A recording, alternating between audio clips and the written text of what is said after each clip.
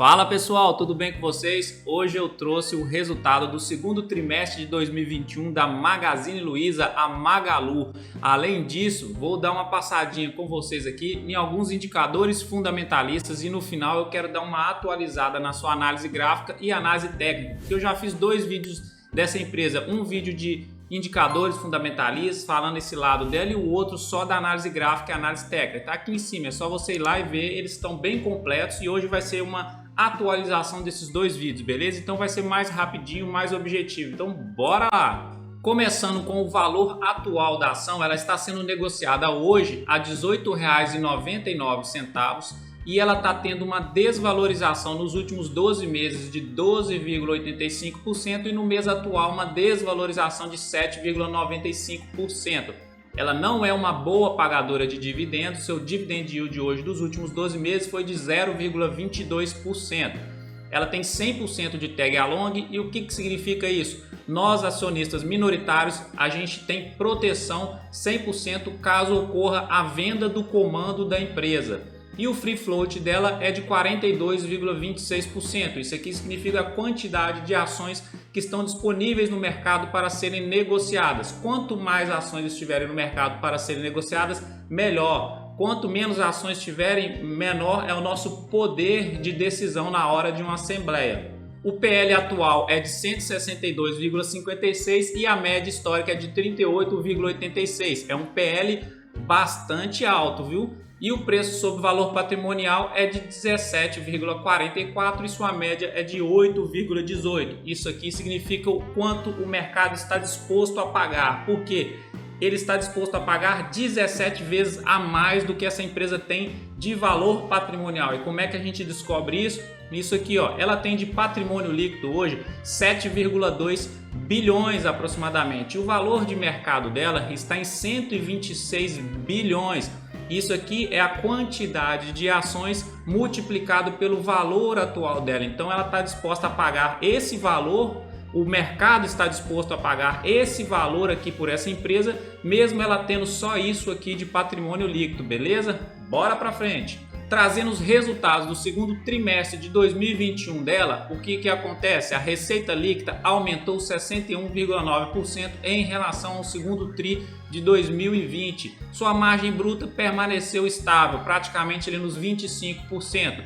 O seu EBITDA, capacidade de geração de caixa, aumentou 223% em relação ao mesmo período do ano passado e o seu lucro líquido, que no ano passado, no segundo tri de 2020, foi um lucro líquido negativo, ou seja, foi um prejuízo, agora está em 95,5 milhões. E aqui do lado a gente percebe o quanto que a empresa está ganhando o mercado, o que seria o número de abertura de contas do Magalu Pay. E olha só, vem crescendo aí desde o segundo tri de 2020, legal, bonito. E também aqui a evolução da base de cartões de crédito também vem crescendo. Então a empresa está ganhando mercado, está fazendo muita propaganda, muito marketing aí. E isso aí tem surtido resultados interessantes. Despesas operacionais dessa empresa, despesas com vendas dela, o que aconteceu? Aumentaram 44,3% em relação ao mesmo período do ano passado.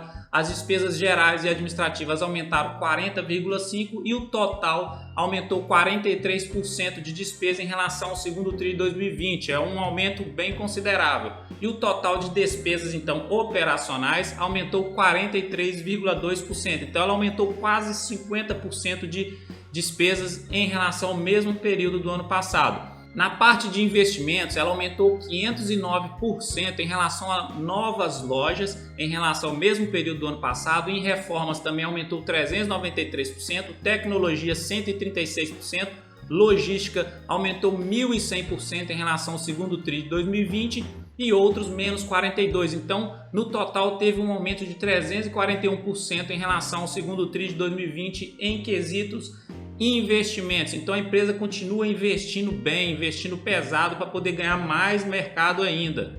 Trazendo alguns indicadores fundamentalistas, margem bruta, indicador de eficiência dela, hoje atualmente é de 25,37% e a média histórica é de 30%. É uma boa margem bruta, mas ela vem perdendo um pouco de eficiência ao longo dos anos. Isso aqui a gente tem que ficar de olho e ver essa margem bruta voltar a crescer aqui, passar dos 30 e ficar joinha. O ROI, que é um indicador de rentabilidade, hoje está em 10,73%.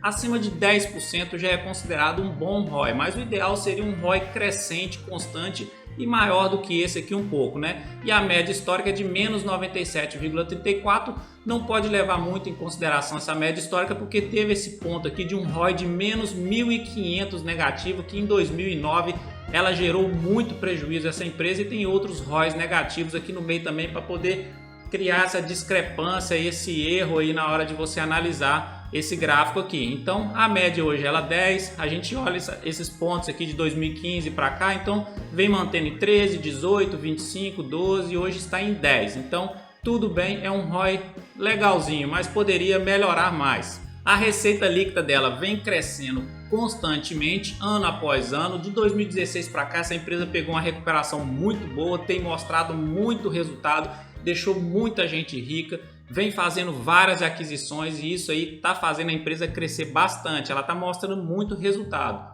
O lucro líquido dela, 2016 chegou a ser negativo e depois olha só o lucro líquido dela crescendo exponencialmente. No início da queda aí de março de 2020, no início da pandemia, deu uma abaixada no lucro dela e voltou a crescer de novo. Patrimônio líquido dela hoje é crescente aqui, está com patrimônio de 7,5 bilhões aproximadamente. Então é interessante a gente enxergar isso nas empresas: crescimento de receita líquida crescente constante, lucro líquido crescente constante, patrimônio crescente e constante. Isso mostra um pouco da saúde da empresa e a gente consegue meio que projetar isso para o futuro. Se tudo continuar certinho, vai continuar crescendo esses indicadores e isso vai trazer retornos para nós acionistas. Sua dívida líquida de 2020 até 2021 chegou a ficar negativa, então, ou seja, ela estava sem dívida e agora começou a crescer, então tem que acompanhar essa dívida aqui se ela não vai crescer muito. Mas vamos atrelar essa dívida ao CAPEX, que seriam as despesas com investimentos, e aí a gente percebe que de 2017 para cá ela fez muito investimento e também fez muito investimento agora no início do ano. Comprou a KaBuM dia 15 de julho agora, então a empresa está fazendo aquisições atrás de aquisições para crescer, para ganhar mercado. E a Lu aqui tá de olho, sabe quem, né? Na privatização dos Correios. O Magazine Luiza está de interesse em comprar, está com interesse para comprar os Correios e isso aí vai trazer muito resultado para a empresa, imagina.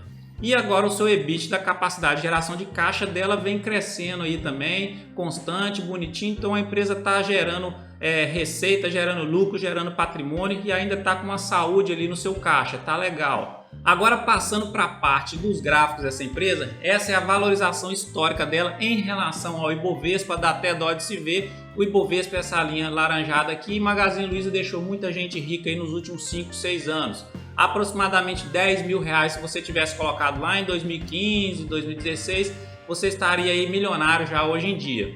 Agora olhando o gráfico semanal dessa empresa, o que a gente tem para observar hoje? Muito importante isso aqui, hoje ela está nessa barra, essa semana acontece isso aqui, o gráfico é semanal, tá bom, gente? Média móvel de 17 períodos, média móvel de 72 períodos. O principal sinal que a gente tem que observar agora foi esse tracejado que eu criei aqui agora. Não pode acontecer isso aqui, se cruzar essas duas médias móveis e a verde passar para baixo, a gente não viu ela cruzando para baixo em momento nenhum aqui dos últimos anos. Se acontecer isso aqui, vai salgar um pouco aí para o lado das ações da Magazine Luiza e aí ela pode perder esse suporte que ela já veio aqui, tocou no suporte 18,38 aproximadamente, porque ela respeitou ele anteriormente. Se ela perder esse suporte, aí ela volta aqui, provavelmente no topo aqui que ela fez pré-pandemia, que seria R$ 14,67. Então não pode cruzar essa média móvel de 17 períodos para baixo da 72 períodos de jeito nenhum. Se ela fechar abaixo da 72 períodos essa semana, já é um indicativo que a força vendedora está forte nela. E aqui embaixo no MACD a gente percebe que está nos extremos, está no negativo aqui, cruzou aqui a convergência das médias móveis, então cruzou a azulzinha para baixo, isso é um sinal ruim. Mas vamos observar aí para as próximas semanas o que vai acontecer. Então, a princípio, ele está sinalizando uma possível tendência de baixa. E no índice de força relativa dela está apontando para baixo, está abaixo dos 50%. Então, força vendedora está ganhando aqui nesse gráfico semanal. Então, observando aqui, essa média móvel é o ponto mais importante que eu vejo no gráfico semanal dessa tendência de baixa que ela está fazendo aí desde dezembro de 2020. Olhando o gráfico diário dela agora, o que a gente observa? LTBzinha dela aqui, uma linha de tendência de baixa nela, tá respeitando, já tocou ela 3 vezes aqui, acabou de cruzar um gráfico diário aqui, ó, que eu tava falando lá do semanal, acabou de cruzar a média móvel de 17 para baixo, sinalizou uma tendência de baixa. Então ela cruzou, desceu, tentou vir por baixo para romper de novo, não conseguiu romper e ó, desceu e veio até os 18,38. Se ela perder isso aqui, ficar aí abaixo desses 18,38 alguns dias, então ela vai fraquejar um pouco aí, vai perder força e aí sim pode vir aqui aos 14,67.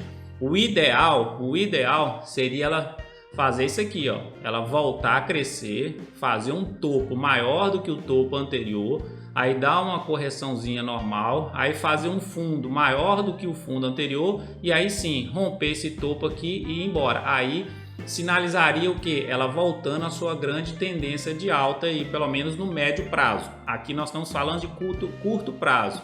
Olhando o MACD dela, o que está acontecendo? Tá aqui, ó, convergência das médias móveis, a azul está por baixo, as duas apontando para baixo, sinal de tendência de baixa na empresa ainda.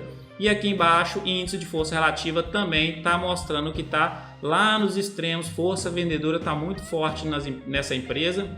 Mas uma coisa interessante para a gente observar é o seguinte, toda vez que vinha aqui nos extremos índice de força relativa, ó, março aqui de 2020, aconteceu essa grande alta. Depois veio abril de 2021, que seria isso aqui, teve uma altinha aqui, uma valorizaçãozinha. Depois um pouquinho antes de junho, que seria esse aqui, teve essa altazinha aqui. E agora também ela está no extremo. Então pensando aí no curto prazo, se você quiser arriscar entrar na empresa pensando em fazer um trade, um curto prazo, talvez seria um ponto interessante aqui se ela voltar, igual ela já está aqui, ó, voltando. Se ela conseguir voltar, fechar mais 1 ou 2 dias aí no positivo, aí você comprar para tentar ver se ela vai vir até aqui na LTB dela aqui, aí dá uma valorização de uns 10%, enfim, para fazer um traderzinho, né? Mas aqui eu estou falando para longo prazo que eu gosto de estudar as empresas. Então, gráfico diário dela continua também mostrando tendência de baixa para essa empresa e ponto importante aqui é olhar isso aqui, ó. Rompimento desses 18,38, desse suporte, se ficar muito tempo fechado abaixo dele aqui, aí pode fortalecer essa tendência de descer até aqui o topo pré-pandemia, beleza? Então essa análise de hoje, na parte fundamentalista, a empresa vem mostrando resultado, vem crescendo, vem fazendo muitas aquisições, mas aí você tem que avaliar se você gosta de colocar dentro da sua carteira empresas que têm um PL muito elevado, o PL dela é alto, se tem um valor patrimonial alto também, o dela também é bem alto, o mercado aposta muito nessa empresa, mas ela teve uma valorização gigantesca nos últimos anos aí. Isso não quer dizer que ela vá fazer essa valorização de novo, tá bom, gente?